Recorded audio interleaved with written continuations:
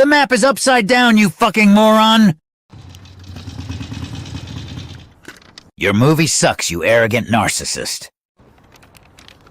I've stabbed better blondes than you. Is that like a personal attack or something? Or...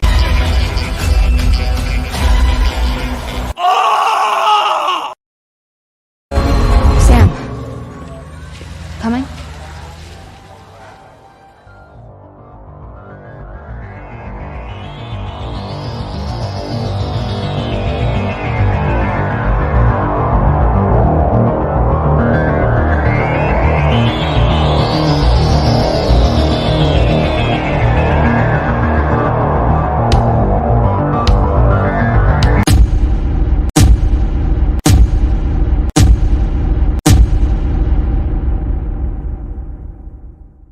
Well then, I guess there won't be a sequel. And just when you thought it was safe to stand up for what you believe in, it's just like my agent always said, never trust Hollywood, no matter how many good movies they make. Who gives a fuck about movies?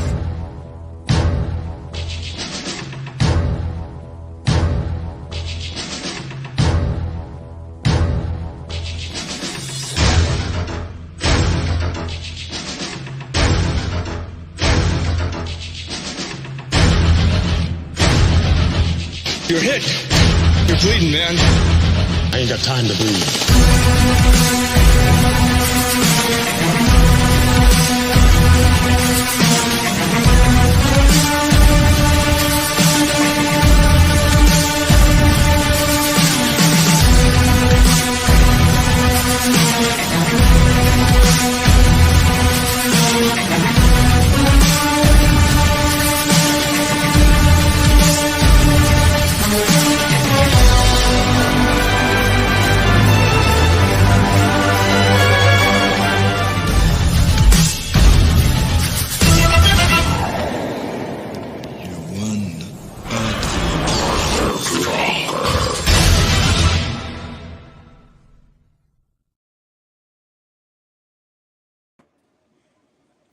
Oh boy, when it rains, it pours.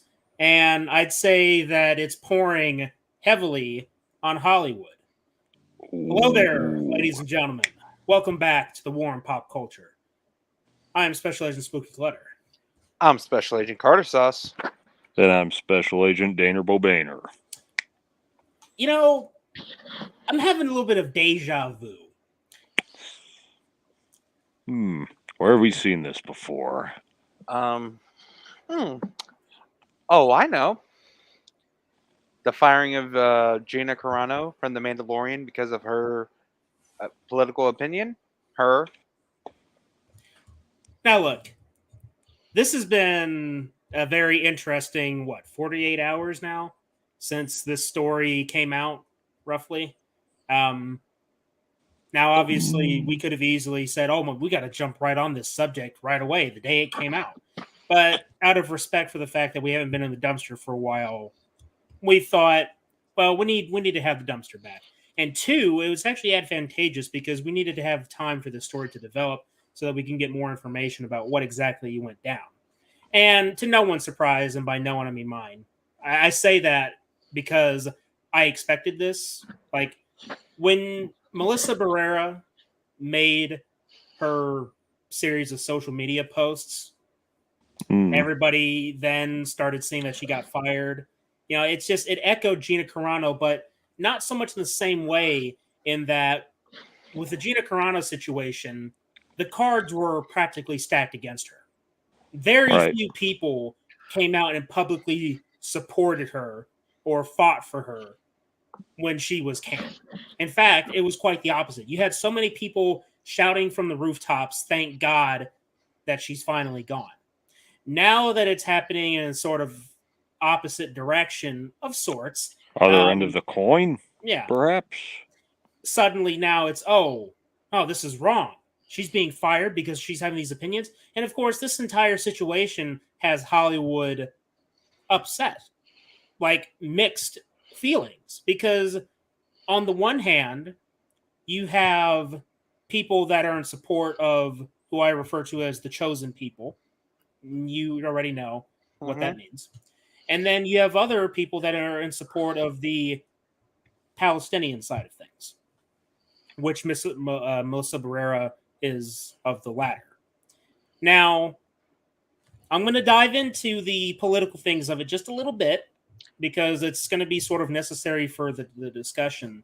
With that said, and for anyone watching now or watching after the fact, I ask you to keep an open mind about the entire situation because nothing is as it initially seems. Sometimes you have to go digging a little bit. You have to understand the context.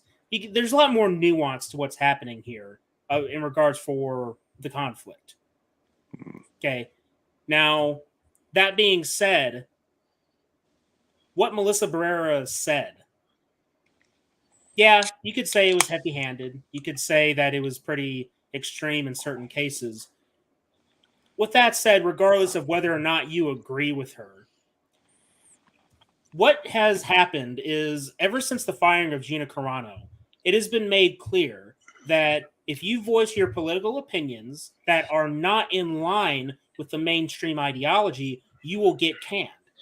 Now, the funny thing is that this particular situation is a little bit different because the chosen people versus Palestine / Hamas it's not as straightforward as the situation with Gina Carano because you have multiple sides that are either vying for the support of the chosen people or Palestine / Hamas. It's a very interesting situation because identity politics have ruined so much of our society that a culture has been set where you have being called Islamophobic if you think that, if you're against mass immigration, or I should say mass illegal immigration, because that's what's happening. Then you also have the anti-Semitic side of things, where you criticize anything to do with the religion or with the people, then you will also be blacklisted. And that's why it's a little different. Because unlike with Gina Carano, where she was making a very obvious, simple statement, which they could easily tear apart and say, oh, you're just anti-Semitic. This time, you have two supposed oppressed groups that are clashing.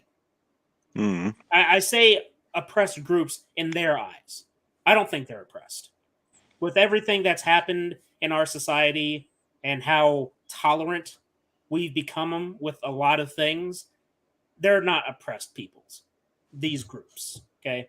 Though it is still very funny because what we're seeing here is what I initially predicted, in the sense that when you get rid of the common enemy, which is the straight white male, what happens? You're left with all of them being the hardcore leftists with all their very diverse views on things. I'll give you an example. LGBT related issues and Islam. They say don't be Islamophobic, don't be homophobic. Okay, you take out the common people, the common enemy equation, and you're with these two different ideologies where Islam is very much they don't take kindly to the LGBT side of things. Yeah, they fucking cut their heads off for that shit. Yeah. When reality slaps the LGBT folks in the face with that, I mean, we're already seeing it right now. Melissa Barrera says what she says. There is no unanimous agreement about the situation. You have people that are supporting her. You have other people that are saying fuck her because, oh my God, she's anti-Semitic. I don't think she is anti-Semitic. I think that she brings up a very good point because it is true. In the Western media, you're getting very little coverage on the opposite side of things. You know, it's funny because you could say the same thing about, let's say, the Russia and Ukraine conflict. Oh, you're not seeing the Russian side of things. The Russians, they're just straight up bad. There's no ifs, ands, or buts. They're just evil, right? We can't see their perspective. We can't see it. You know, I remember in previous conflicts throughout history where you had video cameras, filming the shit. You had fucking news reporters and cameramen in the trenches with the soldiers while they're fucking fighting. You saw that shit. You saw that shit in Vietnam. But all of a sudden, we don't see it very much in the Israel-Hamas conflict. We're not seeing it in the Russia-Ukraine conflict. We're not seeing very much. And this is the issue that I have. You have people that are outraged about what's happening with Melissa Barrera. Now, don't get me wrong. I'm right there with you to a certain extent. It's just, where the fuck were you guys when Gina Carano was fired? Because when you compare the two statements, one was less extreme than the other. And I'm not even saying what Melissa said was entirely extreme, because I may not agree with everything that she said. More direct. Yeah. With that said, she makes some good points. She makes points that people should consider, something to think about. But that's not the Hollywood way. Not give you something to think about, just tell you what to think. Yeah, and basically, I would like to add on to the whole Islamophobia thing. You know how this all fucking started?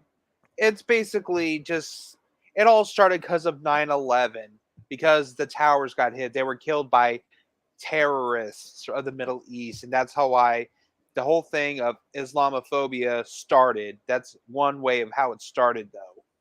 So if you were seen wearing a hijab or you spoke some sort of tongue language, they might suggest you might be a fucking terrorist or you could be a spy. Chris says, hello there. Howdy. Hello there, Chris. Rez is here. He says, also, is my guy wearing a Red Ranger leather jacket? Whoop, whoop. Well, yes. Yes, I am. Man, that's clean. Yeah. Expensive. Not sponsored. Not sponsored? No. Okay.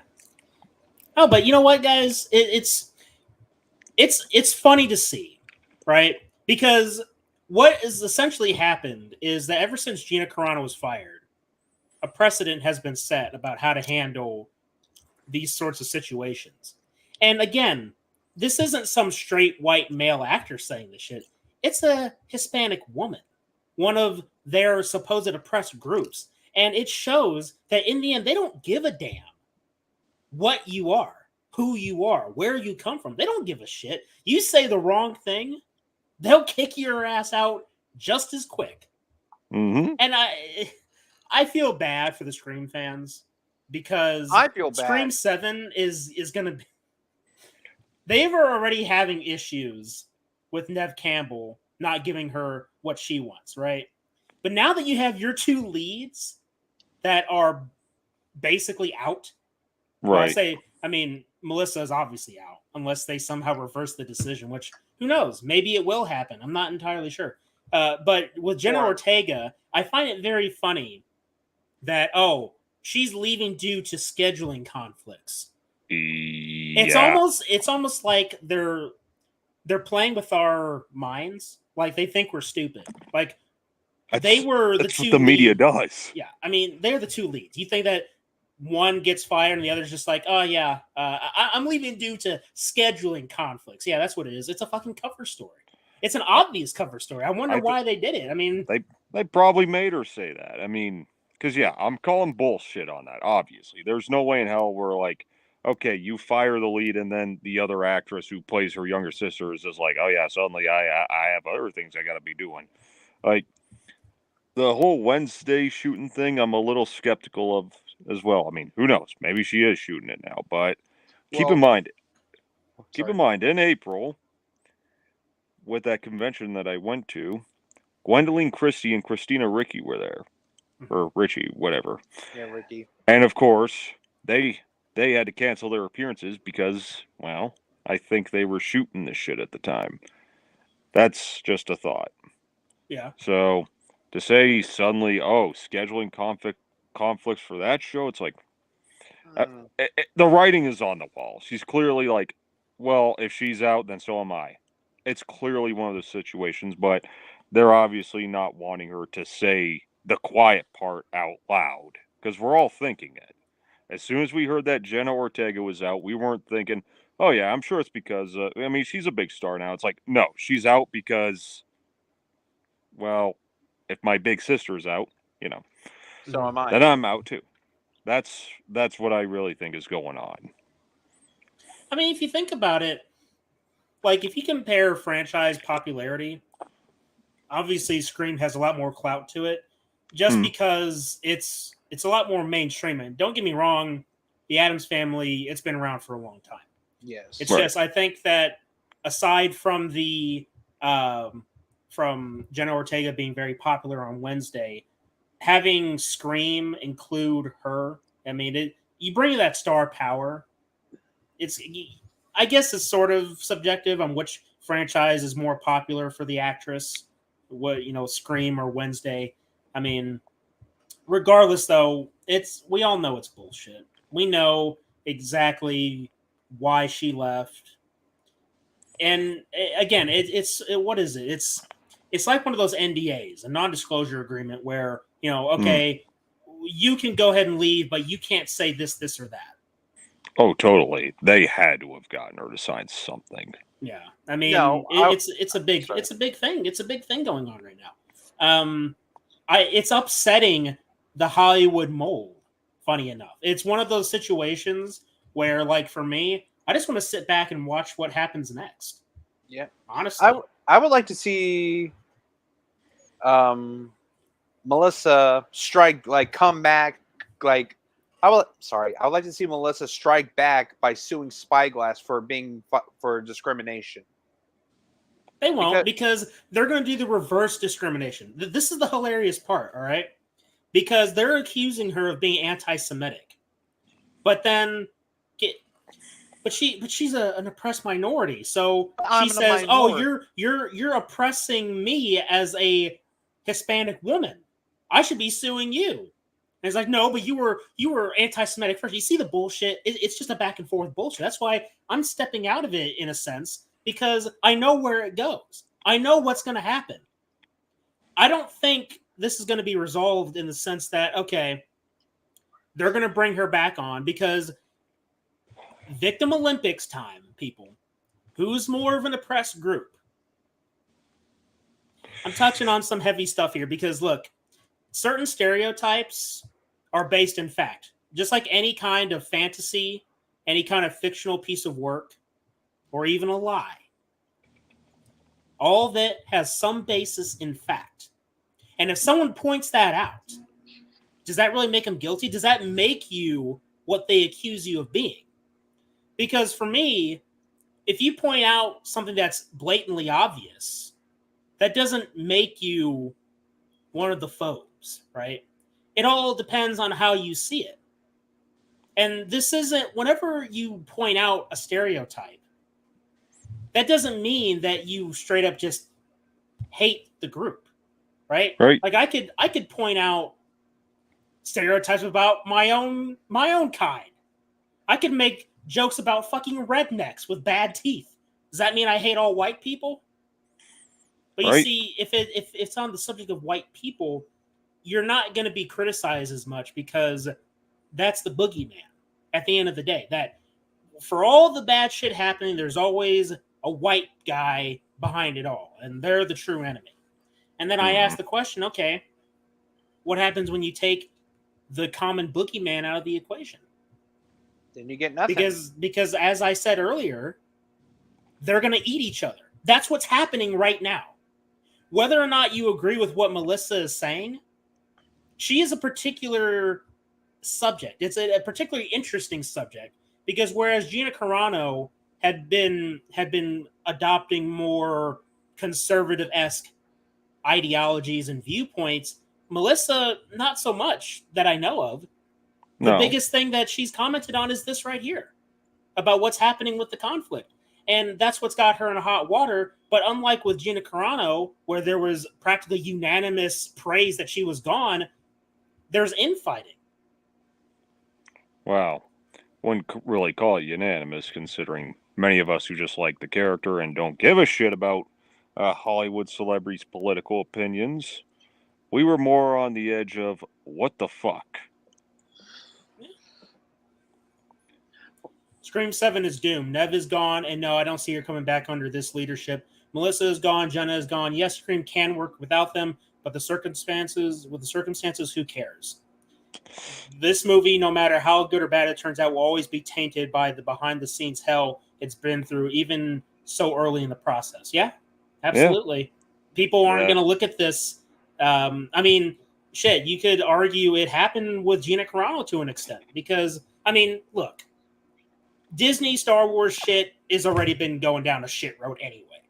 Duh. Yeah. The thing is that you can, for some people, okay, it's one thing to be calling us man babies, haters, or just not liking some of their shit. But to deliberately fire somebody for pointing out something very truthful, I mean, that's what turned people off to Disney Star Wars. A lot of people, they were like, I'm fucking done. You fired Gina Carano because she had a fucking opinion? Are you fucking kidding me? And now it's going to happen with Scream. I mean, look, you're going to have people that are going to see Scream 7. I'm sure. Probably. It's Scream, right? Yeah. It's just, what are they going to do? Your major stars are fucking gone. Are you really going to have the franchise be led by Courtney Cox? Really? Well, I mean, no. Even my issues with the later films is like I've said this before. Why do they always keep hitting reset on her character arc? Like she always changes by the end of each movie, then suddenly by the beginning of the next one, she's still that fucking snot-nosed reporter bitch. But even like what Chris was just saying right there, like the behind-the-scenes shit might be tainting it, even if people still go and see it. It probably won't do as strongly. I mean, look at something like The Flash. Like the behind-the-scenes drama regarding Ezra Miller, that had to have been hurt in the film. And no matter what they're doing, since yeah, we're talking about DC here too. Surprise! Regardless of the upcoming Aquaman movie, like, does anyone even care anymore? No, I don't Like, give two shits. Aside from the fact that the universe that movie is set in is fucking defunct. It's not even just that. I mean, like, when I went and saw Thanksgiving, there was a trailer for Aquaman and the Lost Kingdom, and I was actually like, wow, there was like one shot of Amber Heard in that whole thing, and it looked like she was pounding on a window screaming. So probably because she wants back in. Yeah, well, it ain't happening. Nobody gives a shit anymore. Yeah, but fuck her. Point is that once, especially in this era of social media and shit, where we get to kind of dip our toes into the seedy underbelly of Hollywood, if you will. Mm-hmm. Like when we get this behind the scenes drama and it makes us just feel kind of icky when we hear about it, we don't want to support it. Like that's what happened with The Flash. Like they tried with Michael Keaton being back, and for some, it might have suckered them in. Mm-hmm. But the movie still flopped, and it sucked. Yeah. Could this happen with Scream 7? Probably. Why does there have to be a fucking train now? Can I say something? I don't know if you can hear it, but there's a fucking train out there. No, I don't hear it. Yeah, I I don't hear it. What's that, Carter? So, but here's the thing, though. Like, Mike. Oh, so here's the thing about Hollywood, though. Like, they just don't give a shit, though. Okay, here's the thing, though. If you are doing a production and you hire an actor or an actress, their jobs are very simple.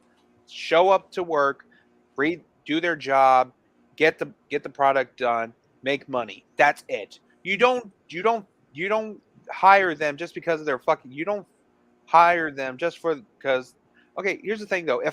Let's just say if I was just say a white guy in a business in a TV production and I just do my job, like I just stick to the status quo, and then whatever I do on my own time, or like basically you can't just judge people or like criticize your workers for what they do on their own time. If they're not working on your dollar, I mean, if they're talking shit while they are on the clock, that's totally that's like if I'm doing something on my own time, like if I'm like talking about what the fuck's going on in the world and then I get fired silently or straight out fired because of that, excuse me, I'm not on the clock, I'm off clock. That's my time. It's me time, not your time, me time. Okay? So The only thing is, though, Carter, is that you have certain NDAs about certain things. And this was a lot more important in pre-2000s or even pre-90s to a certain extent Hollywood, where when these actors that went to promote their movies and go on these late night talk shows, they didn't talk politics very much. exactly. That's the thing, though. Talking about politics, talking about beliefs, and talking about any other thing that's going on in the world, that you don't fucking talk about that shit. It's bad etiquette, though. Unless some party. No, hold on a second. It's not etiquette. It's hurting your brand. It's hurting what you're promoting. That's why they didn't talk about the shit, because if you have one of your actors in a lead film start talking politics like we see these days, and something they say demonizes an entire group of people, do you think those people are gonna go pay their hard-earned cash to go see the fucking movie? No. If you have somebody ranting about how all Donald Trump supporters are racist white supremacists, you think that those people are gonna go watch your fucking movies? No. No, it's box office poison, that kind of thinking. I mean, like, just the other day when I was looking through my Facebook memories, I saw this old meme that was talking of Elizabeth Banks when it came to her fucking Charlie's Angels fail boot. And, you know, the way she was always just demonizing men leading up to the film. Like, why can't men go see female-led action movies? It's like, oh, we do. It's just, don't put the gender first. Like, don't obsess with that shit. And then you just start crying misogyny, crying racism, istophobic that, blah, blah, blah, blah, blah. It's because they are catering to the low common denominator of people that have no argument. Because these same people spend more time in here than out there. Yeah. So that's what they see. They just see hate and everything. So they just start using that as their crutch. And at the same time, it's if they're speaking out against this so-called hate, hey, it makes them look like, oh, I'm such a good person, everyone. Here is my clout. Because I'm going to elaborate on this a little bit more when we get to a certain other topic, but I'm locking it in here. Mm-hmm. But just remember, one man's dream is another man's lunch. Oh, god damn it. Perez says the most oppressed group is whoever has the stronger victim mentality. Yep. As a black man myself, I can't tell you how baffled people are that I don't have such a thing. I couldn't say that I have pride or self-respect if I just blame everything on the unseen ghost of racism. By the way, Saw X was actually decent compared to the other Saw movies. Yeah, I was hearing good things about it. Mm-hmm. Didn't Pedro Pascal do something similar to Gina, but he got a pass because he's part of the hive mind? Yes. Carter, you have wrong thing. Therefore, against the collective hive mind that panders cares more about checking boxes, etc. Yeah. Oh, that's all they care about. Chris says people will still see Scream 7. Ghostface sells the tickets, not the actors. The actors can just help pull in people if they are liked enough, and some people don't even know the situation. That's true. There are people that don't really give a shit about the news, despite the fact that they're on social media. I mean, not everybody that's on social media pays attention to the news. With that said, I mean, like with the Marvels, which we will talk about later, but you know, with everything surrounding that film and how bad it's doing right now, I mean, the tide is changing. Yeah, we did tell you so. So many people said so. But the tide's changing. And I think that this Melissa Barrera situation is really going to change it even more. My only issue is I wish that things would have been a hell of a lot more, you know, thunderous when Gina Carano was fired, because what she said was mild, especially when compared to what Melissa said. And people didn't come in mass to voice their displeasure. Like, you had people like here in the YouTube community, you had some people elsewhere that were saying this is bullshit. Okay. With that said, I'm just going to say it here. If you didn't find it problematic that Gina Carano was fired for what she said, but you find it problematic that Melissa was fired, it makes you a fucking hypocrite. You should seriously fucking evaluate yourself and what you consider to be, something moral, or morally acceptable or tolerable. Because for me, both situations are fucking stupid, especially because it ironically is centered around one particular group of people. And what I find even more hilarious is that so much has happened in regards for being called an islamophobe for so many groups. Okay. With that said, it seems that there is one group that stands above all of it. And you can sort of guess what group I'm talking about, because it has to do with what Melissa said. The reason I bring it up is because history is written by the victors, and certain things can be painted a certain way because those who are writing it want to make sure that history knows that they were the fucking good guys, or that they did no wrong, or that there was nothing other than a simple black and white situation. That's the big thing that's happening here, is that with Melissa Barrera and what she's saying, they're trying to paint the situation that's happening in the Middle East as a black and white situation, that there are no good and bad on each side. That's what they're trying to say. Now, if you're a sharp mind, if you can fucking think for yourself and think logically about a situation, take a step back, remove any kind of emotional attachment, and realize that there are good and bad people on both sides. What Melissa is saying about how there should be a lot of coverage for what's happening on the Palestinian side of things as well, that is a very reasonable statement. I agree with that, because it's very one-sided. And she gets fired because she's being accused of being anti-Semitic.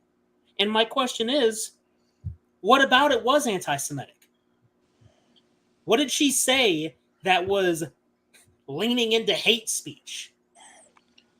Until she calls for death to certain people, I don't really see where the real hate is coming from. It's just, hey, we don't like how you're looking at shit here, so bye-bye.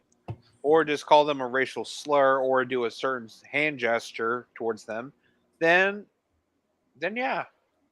But yeah, even then, I mean, for fuck's sake, look, people are fixated on two big things: slavery and World War II. There are so many fucking movies about World War II. And don't get me wrong, some of them are pretty good. And World War II was a very big thing, obviously. It's just people love to focus on the Nazis and all the terrible shit they did. Meanwhile, there's a few other genocides that happen in history that people don't really talk about.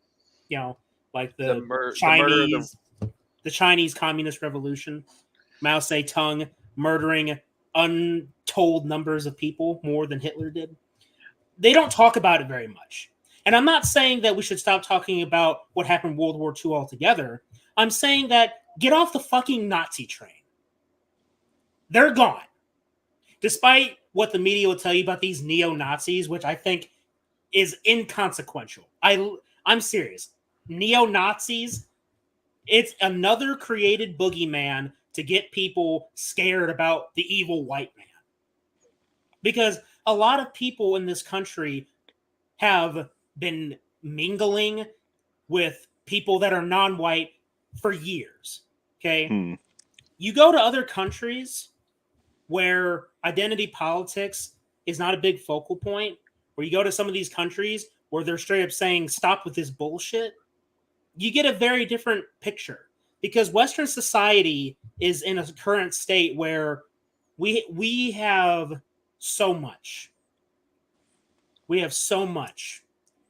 And we can afford to be indulging in first world problems. We'll make up anything just to get any kind of buzz. Right. I mean, there's knowing the past, but then there's holding on to the past, and that's what they've been doing. Like yeah, the Nazis, bad people, but So are the Russians. But nowadays, people keep stretching that term to where it means nothing anymore. And that is a problem. Same way where people overuse words like you're racist, you're this and that, you're an isophobe if you dislike X, Y, and Z, blah, blah, blah. But then even where it's like you have a different viewpoint of anything, then they just call you a Nazi. Well, no. If I say, no, I didn't like that movie about, let's just say I didn't like Schindler's List. What, I'm a Nazi now? Something like that? Who knows? Or if you didn't like it because you're Jew, because it. But here's the problem with these leftist lunatics out there who have overstretched that word to where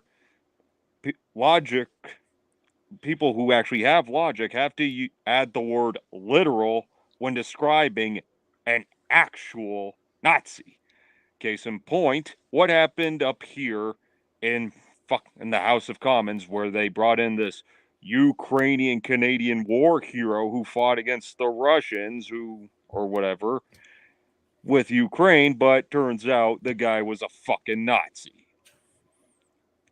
And, he's getting a standing ovation and everything. Like, all the shit that went up here, it's like, Jesus fucking Christ. And then there's people who are like, well, what are you doing by calling him a literal Nazi? Like, what does that even mean? What does literal Nazi mean? It means exactly what it is. Like, because of you lunatics out there who will call someone a Nazi because you didn't vote for Joe Biden or Justin Trudeau or some shit. Like, now we're talking about some who actually did serve under Hitler. Like, that's an actual Nazi.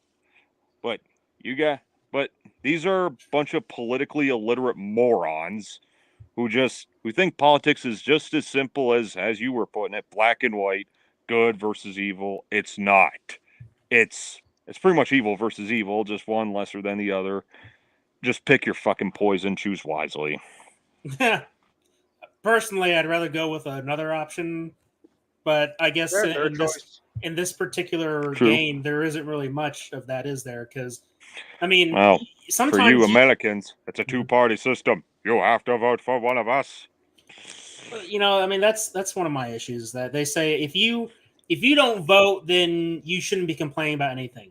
See, for me, I have voted, and I've come to the conclusion, like many people before me have come to the conclusion, that if the fucking system is rigged, the only effect of change that you can have is in your local area. Because in that case, you're dealing with people that are your neighbors. You have more success dealing with local politics rather than fucking national politics, because so much is controlled, so much that we are not told about. There are things that are being kept secret from us, and I know you guys are going to think, oh my God, Alex Jones, right? The funny thing is, he's been right about a lot of stuff. Like, I'm not saying that everything he said was right. It's just, it's getting scary when the conspiracy theorists, like things they were saying 20, 30 years ago are coming true today. It doesn't even need to be that far back, even more recently. Like, even in the last few years at least, even some of the shit they may have predicted like 5 years ago, and then suddenly, hey, that comes true. Like you hear recently, because here's something I hate paper straws, for one. Yeah. And now you're getting this report, like maybe some conspiracy theorists came up with this, probably, saying that paper straws are just loaded with toxic chemicals. Oh, new study shows that was the truth. Yet, they're still trying to call it eco-friendly. Yeah. No. Yeah. Chris is right, except as we all know, Buster Rhymes doing Kung Fu against Michael Myers sold that movie. Firing both of them was unfair and unjust. I would say the Israel-Hamas situation is a bit more black and white, considering Israel is literally surrounded by everyone wants to kill them. I don't know. I don't know about that entirely, because you have people that are very protective of Israel. Like, it's so much so that even here in the States, you criticize the group. Any kind of criticism, you're going to be flagged as being anti-Semitic in some form or fashion. I mean, if you want any proof, look at what happened to Gina Carano. And she wasn't even criticizing that group. A certain party. She wasn't criticizing them, and they still flagged her for being anti-fucking Semitic. So, I get what you're saying. It's just, for me, it's not black and white. Because good and bad on both sides, that entire situation. I mean, I'm not going to get into it all right here because that is a whole other can of worms. Don't get me wrong. I don't want to shy away from it. It's just, we're going to be here. We would be here all night. And I know these guys don't want to sit here all night talking about this. I'll just say this, that there's a lot more nuance to the situation. And in relation to that, because, fuck, I don't even know if I should say this because it might blow some minds. But you know what? Fuck it. Unrelated to what Melissa said, but somewhat related in context about the entire situation, how it started. Because there's a funny thing about terrorist organizations. You would think that if there was a situation where they had an opportunity to attack whatever group of people they wanted to at a point where they were at their most vulnerable, you'd think that they would go for it, right? Mm-hmm. So here's a question for you guys. This is just something that I would like all of you watching now and after the fact to think about.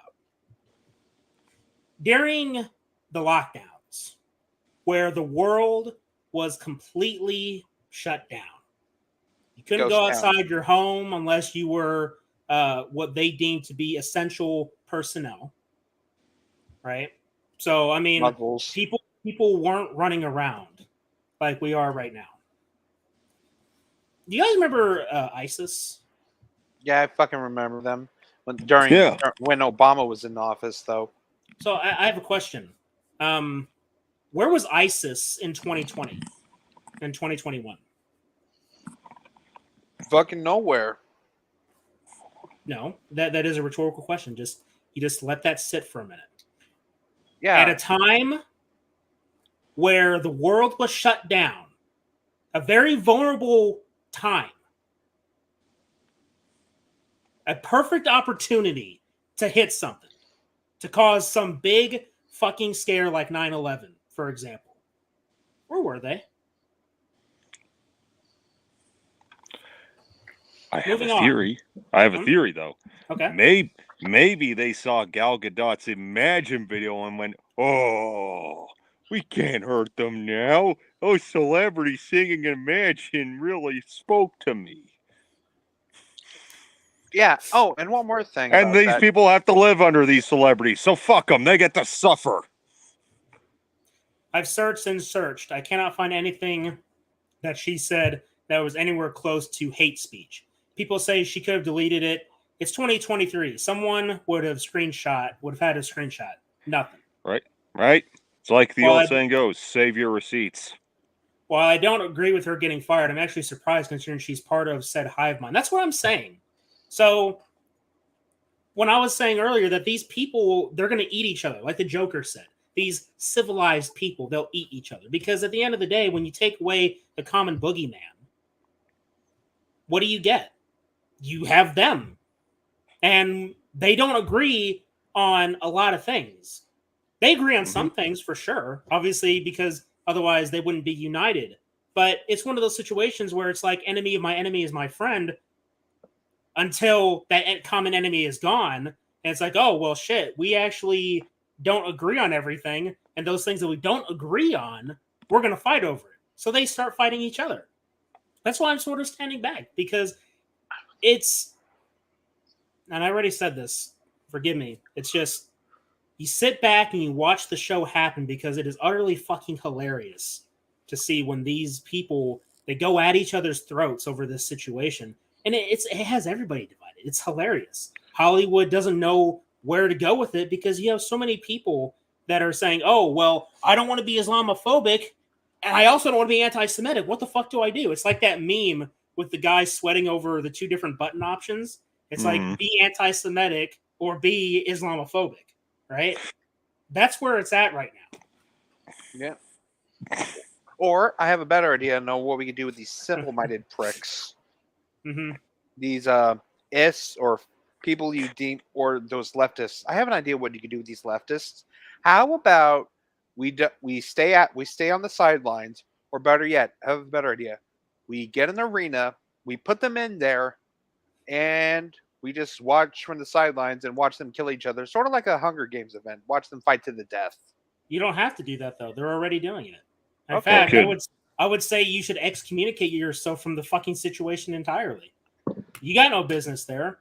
You know, that's why whenever certain celebrities say something that I'm like, okay, that's a truthful statement. Yet at the same time, those are the same people that would gladly stab you in the fucking back for having certain political views. Like, for example, J.K. Rowling, right? Yeah. Everybody was getting on her case about the trans situation and how she was saying that trans women are not real women. That is a truthful statement. I agree. Mhm. With that said, everything else that she likes to talk about, fuck it. She would stab you in the fucking back if you say you're a fucking Trump supporter. It's like, okay, one of those things again, where it's like, okay, we have a common viewpoint on this particular subject, or we have a common enemy. But once that common thing is gone, what are we left with? Everything else.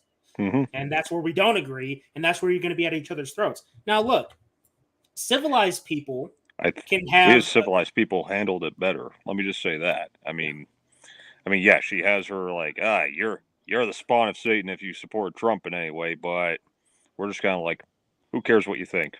And then on her other views, well, you know, with Hogwarts Legacy and everyone demanding to boycott that game because somehow playing that game means you support transphobia or some shit. It's like, Oh, really? How does me casting a spell in a Harry Potter game make me a bad person? Yeah. But anywho, sorry for the interruption, but No, you're fine. continue. I'm sorry. While I don't agree with her getting fired, I'm actually. Oh, sorry, I already read that. I'm sorry. Chris says every culture, every race outside of Nazis and the Klan, they are straight up evil. Period. Every country have both good and bad people. That's a fact. Yeah, I mean, look, the truth of the matter is, like on the subject of slavery, right? Every race under the fucking sun has done slavery of some form or fashion. It's just Western culture likes to focus on U.S./European related slavery to the Americas, and then they like to focus on the Nazi thing because, you know, oh, white people did this, this, and that, and white people are still around. I mean, yeah, and you're dividing people. Okay, I think that it's not a stretch to say that most white people in the U.S., North America, whatever, agreed that slavery was fucking stupid. I don't think that that's something that's going to be debated. In fact, I'd say that a lot of cultures, well, more modern ones anyway, more Western-esque, would say that it's unacceptable. Even though slavery is still happening today, it's still happening in the Middle East. I mean, there's a lot of things happening in the Middle East that are still fucking backwards as fuck. But, you know, you're not going to see people marching down into those countries demanding change because watch this. It's slacktivism. It is slacktivism. Watch this. You take a group of these activists that will preach to the heavens till their face is blue about, let's say, LGBT related rights. Okay. You drop those people in there into a Middle Eastern country where they have very strict views on those sorts of things. See how long they last. They won't last very long. That's the spoiler alert. They won't. Because you don't go into somebody. I'm going to use a quote from Kong Skull Island.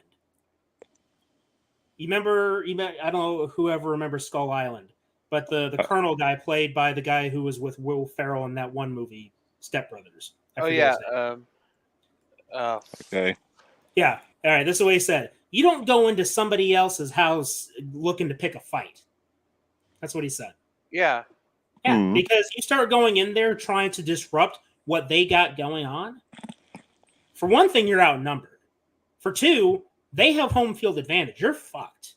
You are fucked. Unless you start bombing everything, you're not doing anything. And screaming doesn't count as bombing. Yeah. And to be honest, leave the shit alone, because the truth of the matter is you're not going to fix everybody in the world.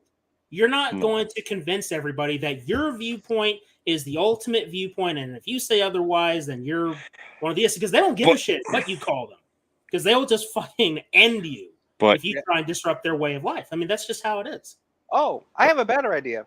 Oh, I'm sorry. I have a better idea on these leftists. Hey, if you want to attack somebody, I have an idea who you can fucking attack. Go attack the fucking Westboro Baptist Church, or anybody who says thank God for dead soldiers, or thank God for more dead fags, or whoever protests at funerals or pride events. Carter, I wouldn't even fucking worry about those people. Like, I get the outrage, but man, you don't see those people every day. You don't see them on the fucking streets. You don't see them in Congress and the government. I mean, yeah, we can be outraged at how fucking stupid they are, but they're not the ones. They're not the problem ultimately. I know it's the people in fucking power that are perpetuating the division. Remember this, people. If you can take something away from this, is that everything that's going on, it's all by design to get us to fucking fight each other. That's what it is. They're getting us to fight each other so that when they come in and do whatever the fuck they're going to do, you know, it's easier to take down a group of people that are not divided. Yeah. Or that are divided. Sorry. It's easier to take on a group of people who are divided versus segregation. Yeah. Also, get them fighting over all this bullshit. Here we are. Okay. I would like to add to the statement that you said about like. You would like to add to it? Just say something, Nick. Okay. So remember how you said a few seconds ago about people wanting to march into another Islamic country, like telling them about like gay agendas and stuff, and they go in there, they're gonna get fucked. When I mean fucked, I mean, well, long story short, long time ago, when I was traveling with my dad, I heard I'm not sure if this was true or not, but I heard a rumor those dumbasses, the dumbass Westboro Baptist Church wanted to go to the Middle East as for like some sort of a fucking church or like a Christian missions trip, and they wanted to tell fucking ISIS to knock that shit off though, and they never did it though. But you know what I would have done though if I was head general, if I was in control of the military, if they want to fucking go over there, okay, don't let them. By the way, if they're asking for help, don't help them, okay? Just let them get fucking killed, okay? Just let them die, okay? That's their fucking fault. Because they kept saying they protested at soldiers' funerals, saying thank God for dead soldiers, thank God for 9/11, God, Uncle Sam is the enemy, you know, blah blah blah, all that shit though, and that's fucking disrespectful. And I get it though; they are protected by the First Amendment though. But once they go over the Middle East, we're not gonna fucking protect them. Once you're over there, you're on your fucking own, because that bullshit that you did where we fight, where you can say that shit, will not fucking apply over here. Because guess what? We have a job to protect people, to protect our country that gives you those rights. But since you're over here doing that shit, it's a whole different ball game. You don't know which. We've been here for years now. You just got here, okay? We know where there's fucking pillboxes and snipers' nests. Those, as soon as you get off those planes and you start spreading that shit, those motherfuckers will be the first to hunt you down, and they do not care that you're a woman or a man or a child, okay? They will fucking kill you. Chris says it's a narrative that the media and the government will do anything to maintain what Melissa said, brought to attention awareness that disrupted their narrative. Conspiracy, yes, but I mean, look. Yeah. I mean,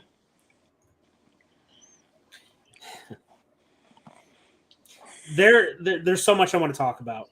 There's so much information in my fucking head to disclose, but I know that YouTube will take us down real fucking quick. I wish they fucking would. Don't tempt them. But look, all that I'm saying is that there's a lot more nuance to the situation. Bottom line is that whether it's Gina Carano or Melissa Barrera, it's fucking stupid that they fucking can both of them. They accuse both of them of being anti-Semitic. And, you know, I mean, you can't speak your opinion in certain venues, even if you are of a certain class. And it goes back to what I said earlier. It doesn't matter who you are, because at the end of the day, like we've always been saying, it really doesn't matter what skin color you are, what gender, what sexual orientation, what ethnic background. If you have a particular viewpoint on something that the mainstream deems as problematic, you're screwed. If you're in the business, you're screwed. Like, think about this. We talk about the actors, right, that experience what's happened here. What about the people that aren't actors? What about the people who are everyday Joes working on these sets and they say something that they deem problematic? We don't hear about those people. Nope. And that's a huge problem, because we need to be addressing the fucking issue. Hollywood, for example, it's a big fucking nest of bullshit. Apparently, Hollywood doesn't like to learn. Rabbit hole. Which is why we need to be more, encouraging of finding alternatives, because Hollywood is on its deathbed, I'd say. They're on life support at this point. No. Life support. No. That's putting it lightly. What they are right now, what Hollywood is, it's fucking Raccoon City all over again. The outbreak in Raccoon City. It just wait for it to get out of hand, and then they'll fucking nuke that motherfucker. Maybe they will. I mean, yeah, Resident Evil reference. I had to go there. It's just, it's one of these situations. What's happening right now with Melissa, it's one of those situations. And if we get more of these situations, because remember this, we just basically got off of the whole actors and writers strike, which I think was a big fucking joke, by the way. That's another thing. It's like, oh my God, all the late night talk shows, they can't spew out their fucking bilge because the writers aren't doing anything for them. I'm like, oh no. Oh, thank God. I know. All I could say was when those fuckers were not doing anything was good riddance. Like, go the fuck away with all your shit, especially with Colbert. Yeah. Like, with the certain performance he put on involving a certain needle. That was a fucking shit show. And what about the other guy, the chubby British guy too? James Corden. Yes. Nobody likes James Corden, okay? That guy fucking sucks. Yeah, and he did not. He fucking sucks ass. Not to mention, he's just fucking hand. Like, dude, I just want to fucking strangle him, but it's kind of hard to do so because there's going to be a hard place to find his fucking neck, though. Okay. Yeah, but also another, and I would like to add, these motherfuckers, these leftists, these simple-minded pricks. There's this proverb or a saying: if you don't learn from history, you're bound to fucking learn to repeat. You're bound to fucking repeat it, which is what's fucking going on right now. They're refusing to learn from it. They're just fucking not listening, and it's just like, fuck you. I'm gonna go do whatever the fuck I want. Though it's like, well then, okay, well you're fucked. Bye. Oh, knock yourself out. You're bound to repeat it. Context of criticism matters. When I say more black and white, I mean when it strictly comes to the Middle East and how Western civilization handles it. Yeah, I mean, look, that's what's happening with Melissa Barrera right now, is that she brings up a very valid criticism that the Western media is only giving us the one-sided coverage, that there can't possibly be anything else. And the whole thing with Palestine, by the way, this is something I will say, is that whole situation goes back to World War II with Palestine and what is now modern-day Israel. There's a lot more to that situation and what's happening today that goes all the way back then. And I'll just leave it at that. I will say this, though. If you want to learn some history about it, just Google the transfer agreement. And there you go. All right. Now, on to more hilarious subjects. First and foremost, the Marvels. Yeah. Barfsville population 1. Oh, all we could say is, like I said, we fucking told you so. Now this is what I've been excited for throughout this whole stream, let me tell you, because where the fuck to begin here? I mean, was there ever any doubt that this movie was going to flop? Because it had everything going against it. Nobody cares for Brie Larson, for one, because when you see her in interviews and shit and other public appearances, she comes off as pretty smug and unlikable, like, you know, your typical Disney girl boss, just in real life, as opposed to just being in the damn movies. But also add to the fact that Captain Marvel has, let's be real here, as far as these movies are concerned, has failed to really have an impact with audiences. Now, as much as the shills love to point out, well, Captain Marvel made about $1 billion when it came out. First of all, that's a hilarious coping mechanism you got there, that you're going back to that movie because that movie was such a huge box office success. Well, that doesn't mean the movie was good, first of all. Context. Second of all, exactly. I mean, and second, like, what do you expect? It came out sandwiched between Infinity War and Endgame. And it was still during the time where the MCU was still, it was like the hype was at its peak during its cultural relevance. Yeah. Right? And now, and post Endgame, like, there's no way, like, people can deny it if they want. Marvel has been on a decline, especially this year. Like, I know a lot of people liked Guardians of the Galaxy 3. I mean, hey, maybe it is good. I've never seen it, and I'm not going to pretend I have an opinion for it because I haven't. Maybe it is good. Who knows? But everything else that they've been on, from Eternals, Hawkeye, Ant-Man Loki. 3... Well, nobody gives a shit about the D+ shows, okay? Nobody gives a shit because at this point, it's homework. Yeah. But I'm talking about the movies. Like, Ant-Man didn't do so hot. And Multiverse of now, Madness? no. Well, I mean, I know some people like that one. I was not impressed, but... And then the Marvels is coming along. And just like with Captain Marvel, the madness just didn't go away. Like, leading up to us, you got all the... Again, people like to remind you how much the original made. No one cares because the projections were all coming in. We knew it was going to fail. Disney got so fucking desperate that they had to get the marketing team to just say, show clips of Tony Stark and Steve Rogers and like Endgame and stuff. Like, please show that in the final trailer. So it's like, remember this? You remember this, right? Come back. Like, and nobody fell for it. And of course, people still like to point fingers at, like, why did the Marvels flop? People like to say it was because of the strike. No, it was not because of the strike. It was all the things I had already mentioned. The character did not resonate with audiences, and because of the steady decline that it's been on, people have been checking out. Nobody cares anymore.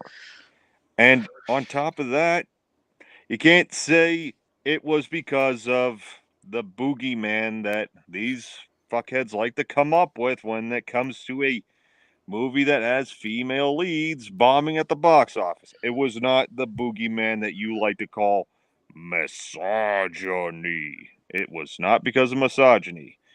Or maybe it was. I mean, remember how misogyny just prevented Barbie from making billions of dollars at the box office and prevented it from becoming the highest grossing movie of the year?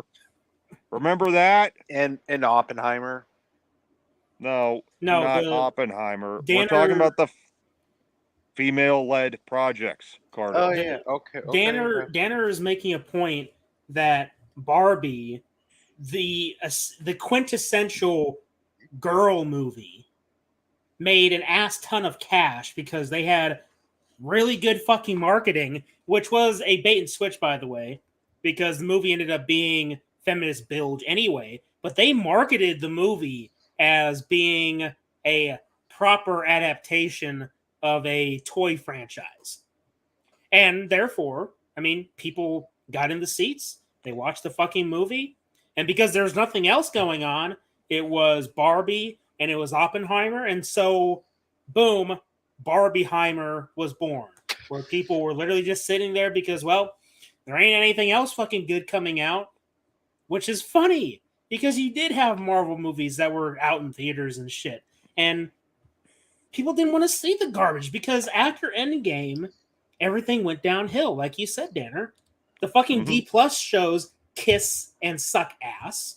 The movies, they're sucking ass. Okay, people are experiencing bullshit fatigue. I'm not going to sit here and say that it's straight up superhero fatigue, because superheroes are always going to be popular. They have their ups, they have their downs. They're always going to be around. Okay, it's just what we've been getting has been saturated with bullshit that people are just tired of it, because it's all predictable. It's all. Go ahead. It's not just that. I mean, it's not just because of Marvel flopping. It's also add to the fact that other superhero movies that have come out this year, they haven't done so well. Like, it's not superhero movie fatigue. It is just simple, mediocre garbage fatigue. That's where we are. Because every time we're getting these superhero movies where it's just another special effects extravaganza that just follows the same basic formula almost every time. Yes, there can be some differences here and there, but overall, we're just getting tired of it. Like, we're at the point where we become so saturated with superhero movies that have to be these special effects extravaganzas, like I've said, to the point where, again, the more we keep getting in such short periods of time, we're just going to get tired of it. Like, superhero movies at this point in time, I've said this before, have become the cinematic equivalent of fast food. Where, yeah, like, maybe one, like, two, like, back in the glory days of the MCU, 2, 3 movies max a year that were all spread out through, like, different seasons. Like, you got one early in the year, mid, and then near the tail end. That was fine. But back to the whole fast food thing, you don't want to eat fast food every fucking day, do you? You'd get sick of it. Yeah. And it doesn't matter if you're going to the same place either. You could go to fucking Burger King one day and Popeyes the next, but it doesn't matter. You're still eating the same type of thing, even if the flavor is different or how it was put together was slightly different, but it's all the fucking same at its core. Yeah, is what I'm saying. Yeah. I would like to tweak your opinion though. So basically, Tweak your opinion. What? so if you were a kid and you remembered going to a fast food place like McDonald's or something, and you were a kid, to the kid's mind, it was like going to like a fancy fucking restaurant though. But that's what I'm comparing it to, like superhero films. But with what's going on now, it's fucking boring though. It's just like, it's mediocre. Like it lost its fucking magic though. Like, you know, it just lost its fucking magic. But then it's just like, you're an adult. It lost its magic. It's boring. Just Sure. not I a mean, good. yeah. No, I got you. Because it is true. Superhero movies, because we've been indulged with so much bullshit, it's lost its magic. It's lost what made it fun and exciting, because they're not trying to entertain anymore. They're trying to appeal to an audience that just isn't there. Because ultimately, you make a movie that, oh my god, what did fucking Kevin Feige say? He said that in the coming years, there's going to be more female superheroes than male heroes. Well, now it's happened. And what are we seeing? The shit is falling flat on its fucking face, because it was an issue with the Eternals. It was an issue with Ant-Man 3. It was an issue with Shang-Chi, where you're giving us these lackluster male heroes that have to have that female counterpart that's just better at them than everything. Dude, okay, It's the Disney way. I didn't watch the movie, but I watched Mahler's video about it. His unbridled rage, I think it said. One of his unbridled videos, okay, where he's breaking down the movie or going scene by scene. There's only so many young, like child prodigy geniuses I can handle in these movies. We had it with Black Panther's sister, who was apparently smarter than fucking Bruce Banner, right? Or Ant-Man's daughter being able to do all this high-tech gizmo bullshit, or fucking Ironheart, the new Iron Man. I mean, dude, it's stupid. It's fucking retarded. And it's failing. It's falling flat on its fucking face. And it's hilarious, but it's also depressing because we used to have a really good franchise. It used to be good. Now, it's become shit, and you have people like Martin Scorsese saying, I mean, he's not entirely wrong that these superhero films have ruined movies. No, he's 100% right. Mm-hmm. I mean, look, I'd say that it's bad superhero movies, but superhero movies are not the problem at its core. It's just how you fucking do it. Because look, people weren't saying this shit when Batman 89 came out, when Superman came out, when the fucking Dark Knight came out. They weren't saying this shit. It was non-existent. The Dark Knight was one of the best superhero movies ever made. People weren't saying, oh, well, yeah, superhero movies are ruining entertainment. It's just when Marvel started finding its success, and then it started going downhill a little bit. I mean, look, when Disney took over, things started to change for the worse. Don't get me wrong.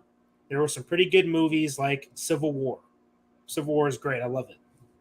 It's just hits and misses sometimes, or mediocre, and then you just get straight up bilge after Endgame. I mean, it's over. Mm-hmm. When you name your movie Avengers Endgame, it's over. But it didn't have to be, because they haven't introduced the X-Men. They haven't introduced the Fantastic Four. They haven't introduced like a lot of more of the cosmic shit, with the exception of the Eternals to a certain degree. But I heard that the post-credit scene for the Marvels featured Beast from X-Men: The Last Stand. Are you confused, Danner? No, I know about it. Oh, you do? Okay. Yeah, I mean, why? Like, why? Of all the characters, I have no idea. But even with what Scorsese said, I mean, not just superhero movies in general. I do I mainly point the finger at Marvel in this case, because remember, like, especially with other movies that come out in the past few years that aren't Marvel, but they're part of older franchises that feel like they have to take some sort of Marvel-esque humor and fall flat on its face and create a big pile of shit like this. Mm-hmm. Like, Marvelized movies. Like, that's where we are, where we get the stupid fucking everything has to be so stupidly comedic. Like, you always get that, well, that just happened humor, where characters aren't taking it seriously, and therefore you don't feel like there are any real stakes in the story. Like, that's what I'm tired of. Like, and it's not just superhero movies or action movies. I've seen that shit in horror movies, and I fucking hate it. Yeah. Like, and I'd say horror is probably the worst offense, because you're supposed to be scared, not laughing. Like, the cracks were showing to me when I saw the trailer to Jigsaw back in 2017. Like, when the Billy puppet kind of rolls in on his little tricycle and the guy goes, oh, no, that's not creepy at all. It's like yeah, kind of. That's something we watching the movie would say, not someone in that situation. Yeah. Like, # relatable, fuck off. I actually hate hashtags. In fact, I don't really like the That's why I said culture. fuck off.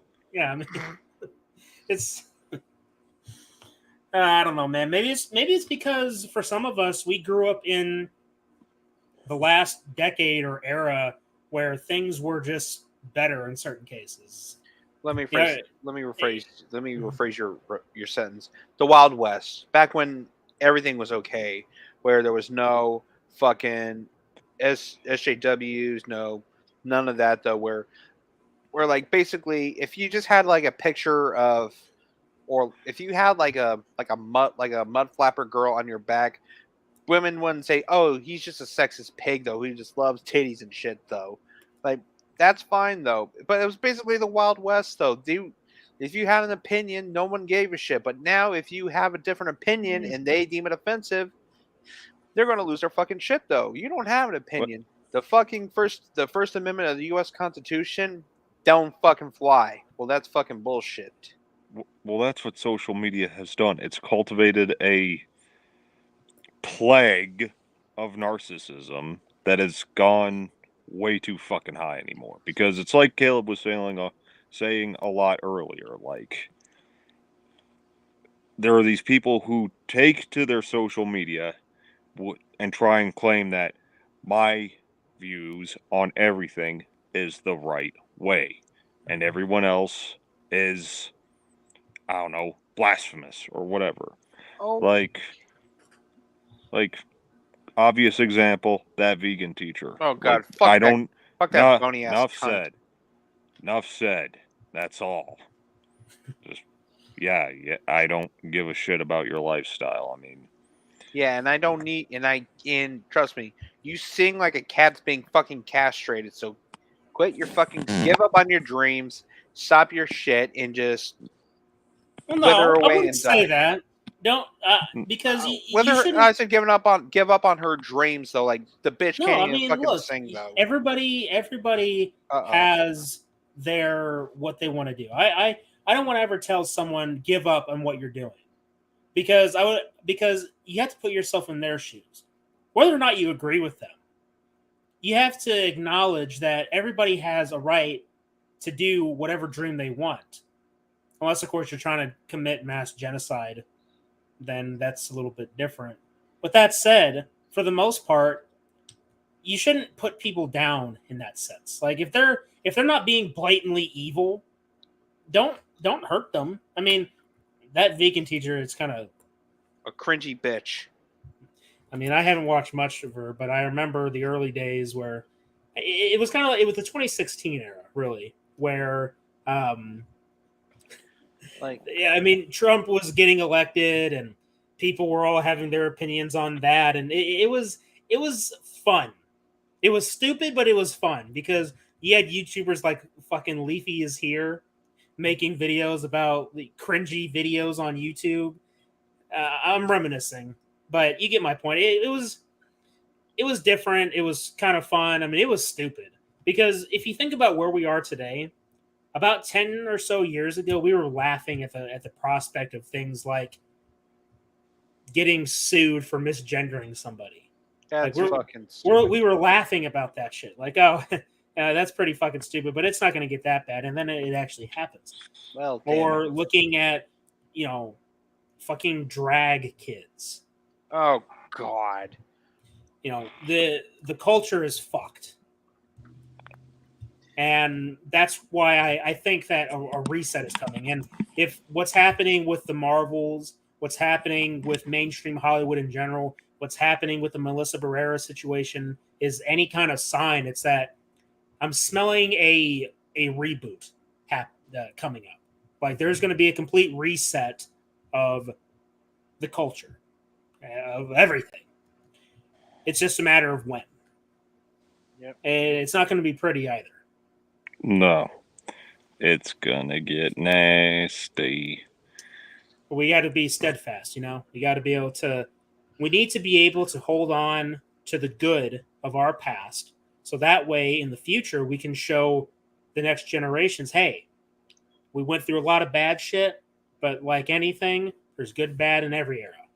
Here's some of the good shit, You know, something I forgot to mention also, like back to the Marvels and like people trying to blame misogyny on why the movie bombed. Mhm. You know, it's all the stats that have shown that most people who went and saw it anyways were dudes because they're comic book movie fans. So yeah, women Or just didn't had even show boners up to see for the Brie damn Larson. movie.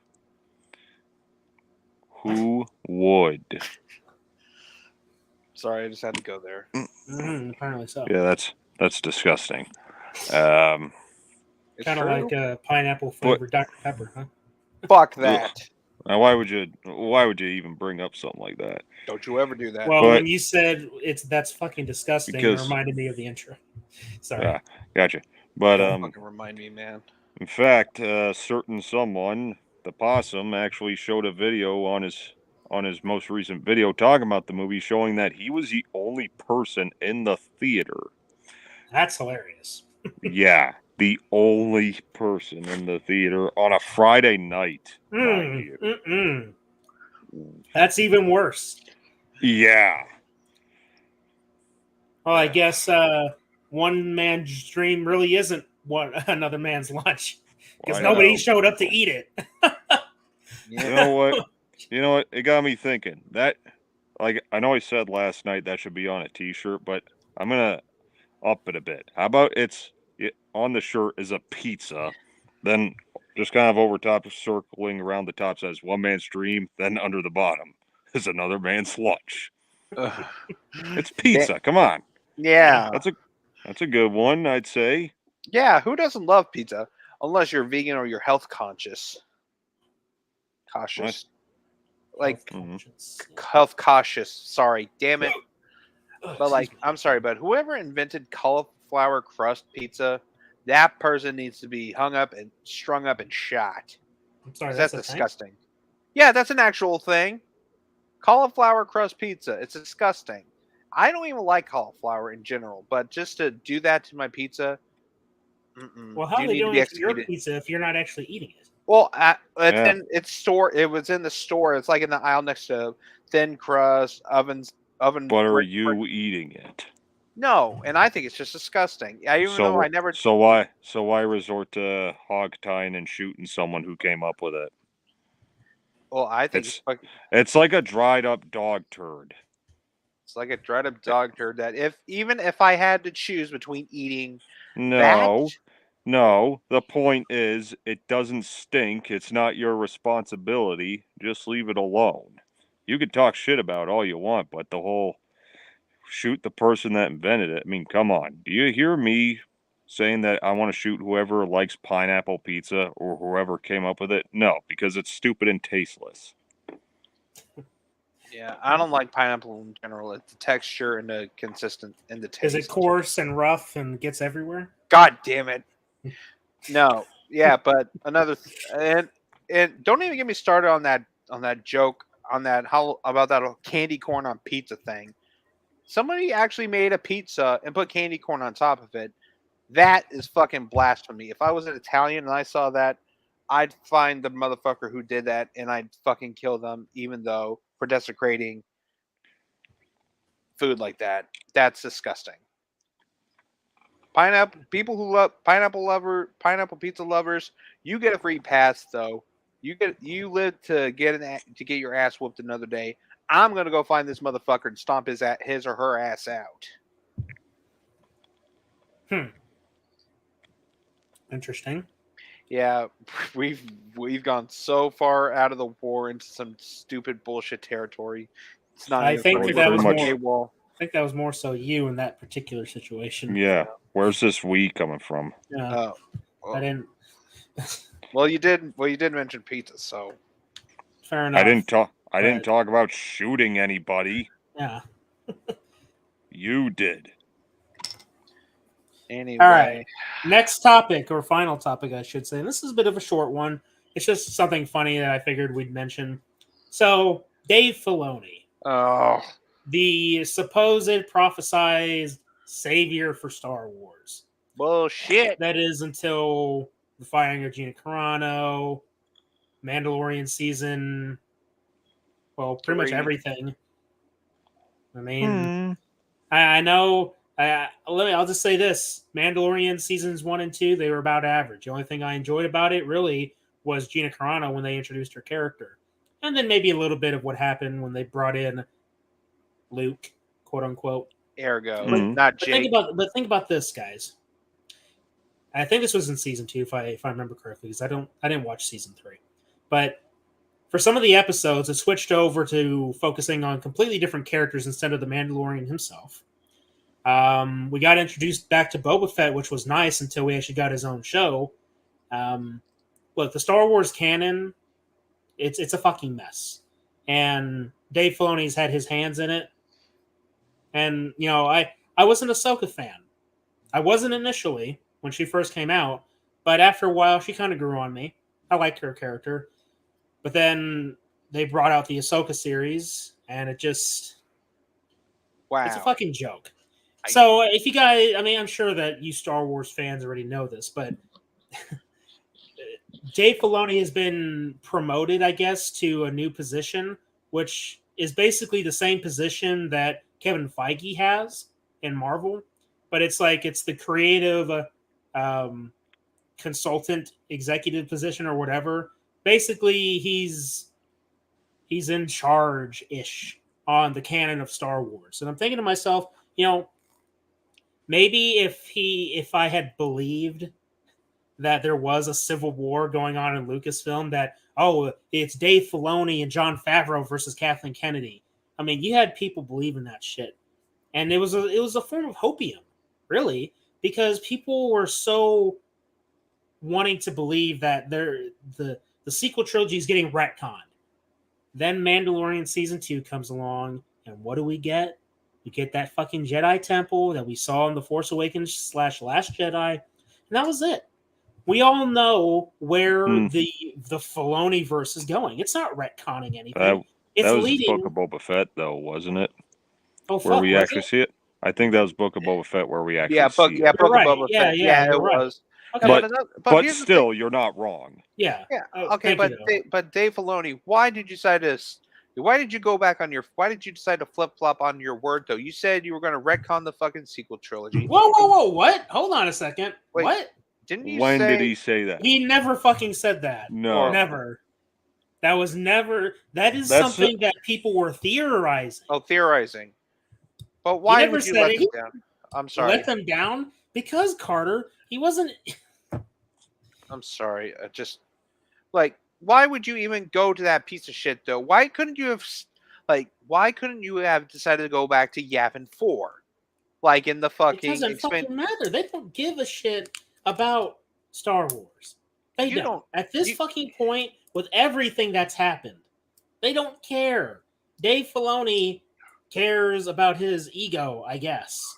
He cares about his precious little Ahsoka, but he even ruins her. That's the hilarious part. He ruins his own fucking baby. That's fucking stupid. You make her so fucking unlikable. She does nothing in her own fucking series. She has this fever dream about Anakin, and everybody's just like, oh my god, Hayden. Look, don't get me wrong, bro. Hayden Christensen coming back as Anakin / Vader in isolation, that's fantastic because we haven't seen him since 2005.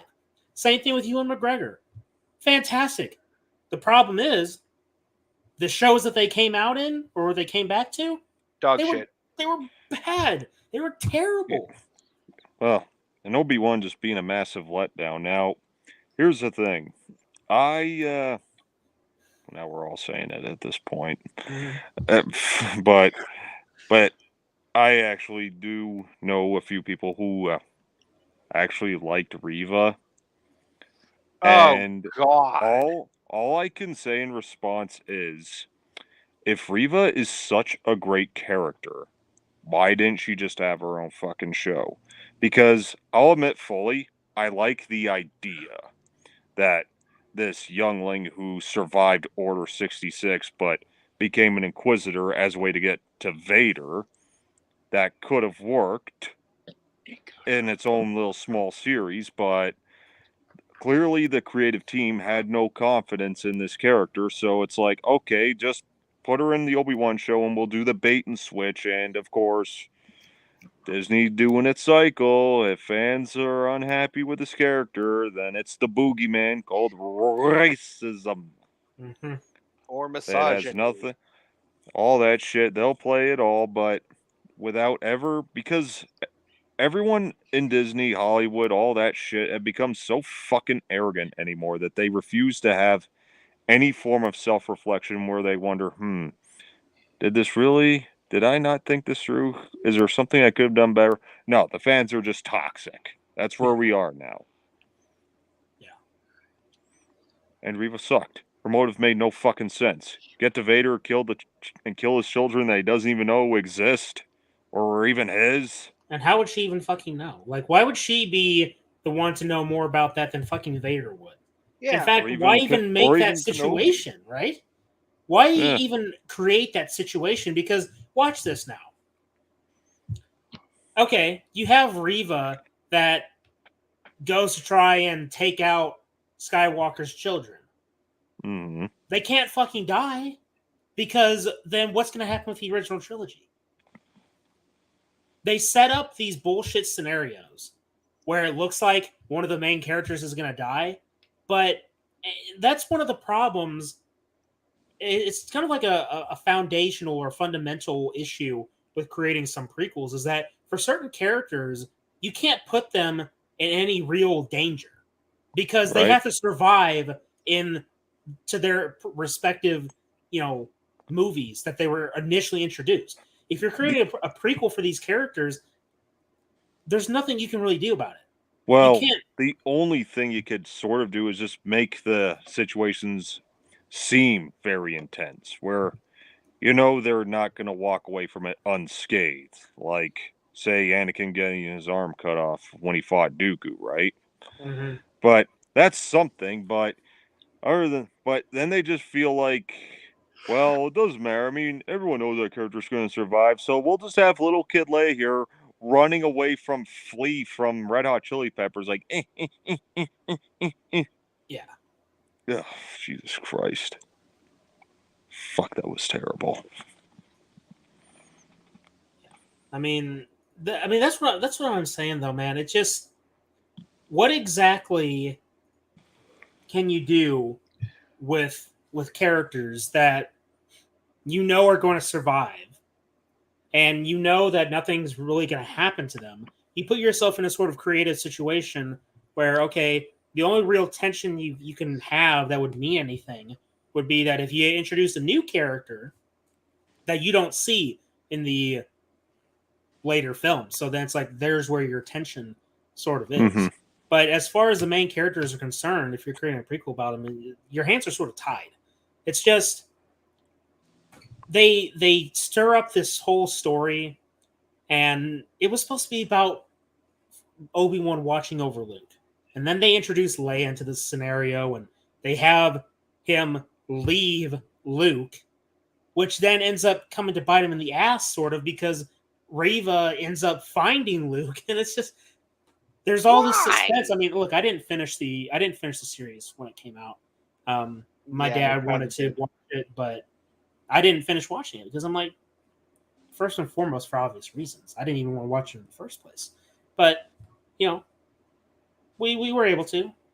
We watched some of it, and when we got to the part where Obi-Wan was escorting Leia underneath that coat, and they were literally trying to pass that off as her hiding underneath the coat, that was fucking dumb.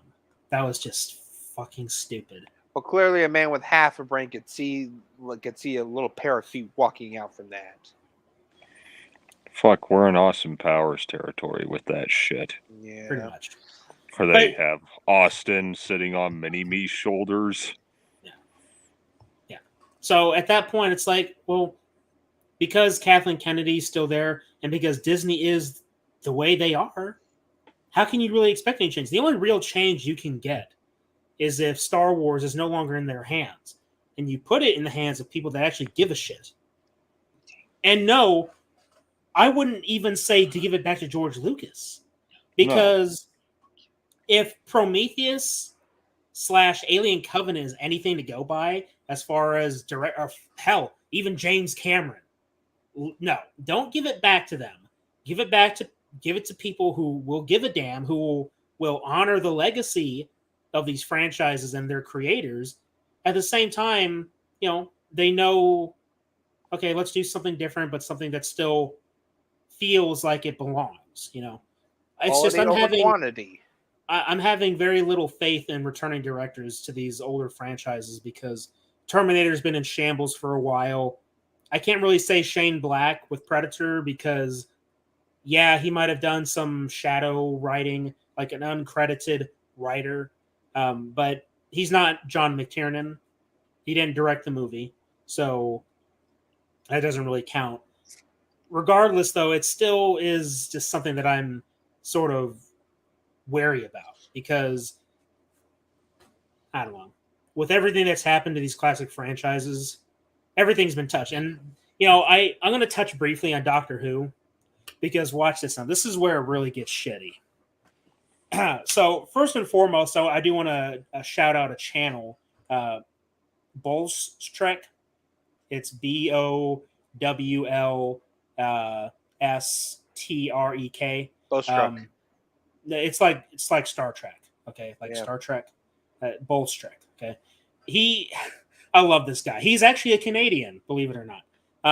Huge Doctor Who fan.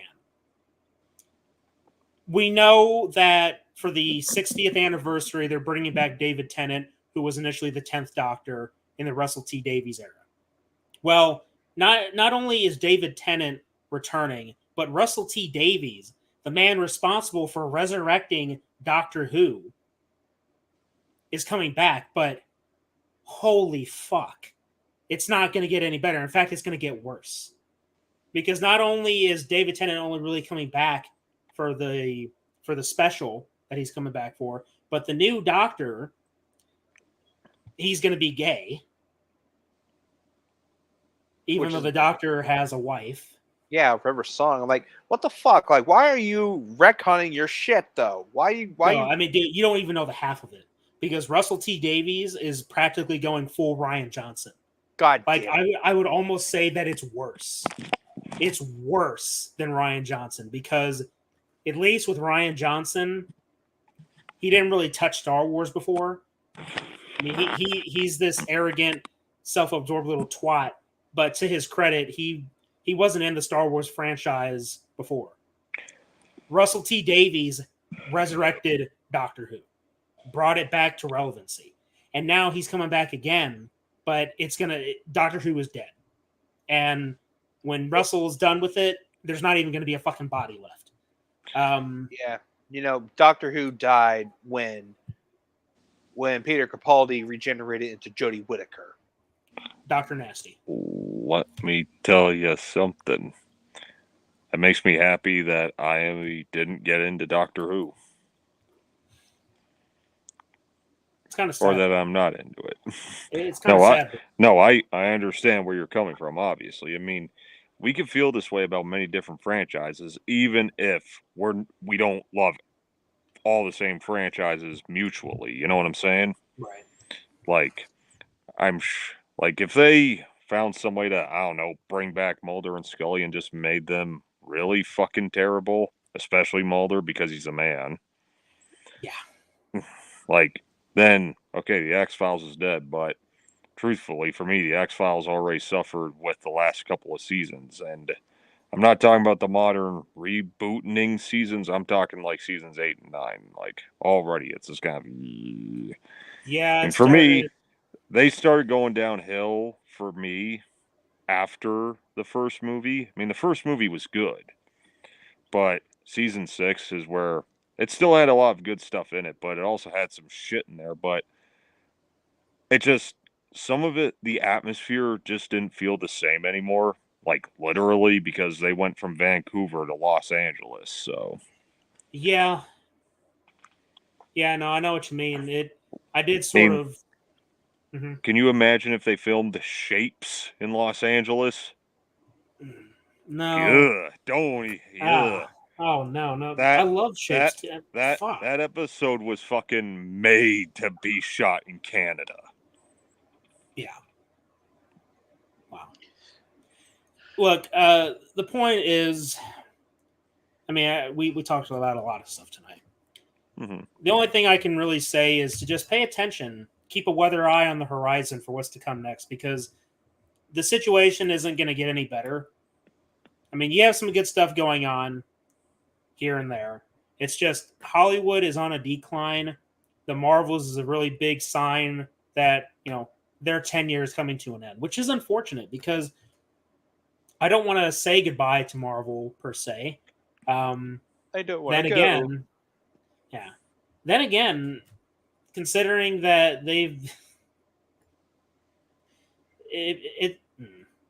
Not to mention you're bringing back Hugh Jackman to play Wolverine in Deadpool 3. I have no confidence in that. Yeah. I mean, We'll see, I guess. yeah. So, yeah. No, I with everything that happened with the writer's strike and that movie being delayed, the fact that the movie was delayed and so many different projects were delayed from Marvel, it's just it's a bad recipe all around. It's a bad recipe all around. So, yeah, there you go. Yeah, but there is, but with all the bullshit that's been happening next year, knocking on wood, I really hope, I swear to God, nothing bad happens to Legend of the White Dragon. Nothing bad happens. I have big fucking hopes for that film, and I pray that it will not disappoint. I hope. Because if it disappoints, I will lose my fucking shit. Well, I usually say this about people, but I'll even apply it to movies. Don't have high expectations on, or don't put high expectations on people because you might be disappointed. That doesn't mean that you lose all optimism. It's just be reasonable with your expectations and don't expect people or things to live up to your standards, and you won't be disappointed as much. Just say, well, hope for the best, prepare for the worst. I mean, that's an old saying, but it still does apply to everything that's happening these days. Well, still, but I really hope there's no worst when it comes to this, though, because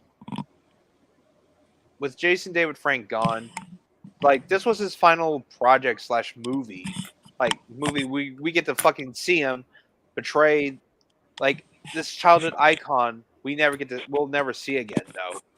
And I really hope it does him justice. I do not wish for the worst, though. I will try to look through the light.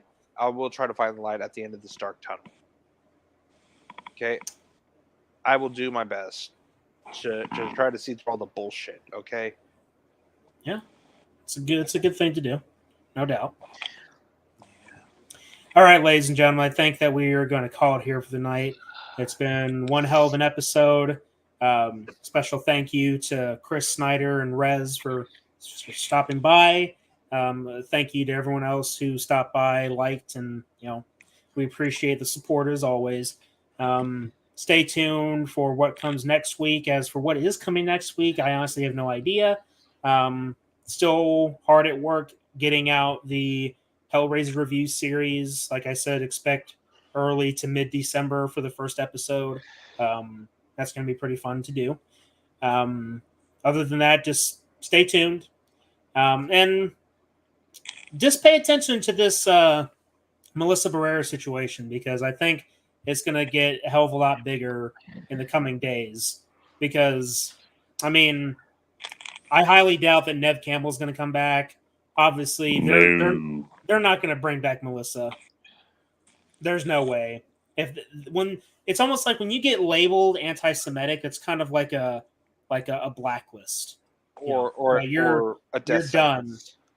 Blacklist. I say blacklist because you're still alive. It's just your ability to go into into Hollywood and all that. It's anyway. Yeah.